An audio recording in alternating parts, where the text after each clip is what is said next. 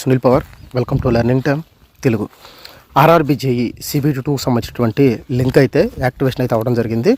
So ఏదైతే city ఇన్ఫర్మేషన్కి కావాల్సినటువంటి ఏ city వచ్చింది ఏంటనేది దానికి సంబంధించిన డీటెయిల్స్ అయితే ఇప్పుడు మనకి అప్డేట్ అయితే అవ్వడం జరిగింది. సో దానికి కావాల్సింది రిజిస్ట్రేషన్ నెంబరు అలాగే డేట్ ఆఫ్ బర్త్ ఈ రెండు ఎంటర్ చేస్తే మనకి కింద క్యాప్చర్ ఎంటర్ చేసిన తర్వాత మనకి ఈ సిటీ ఇన్ఫర్మేషన్ అయితే వస్తుంది. ఇన్ కేస్ ఒకవేళ ఫర్గెట్ అంటే మన డేటా కనుక మర్చిపోయి ఉంటే సో అప్పుడు వచ్చేసరికి రిజిస్ట్రేషన్ నెంబర్ కావాలి. అంటే ఏదైతే మనం అప్లికేషన్ పెడతాం దాని మీద రిజిస్ట్రేషన్ నెంబర్ ఉంటుంది.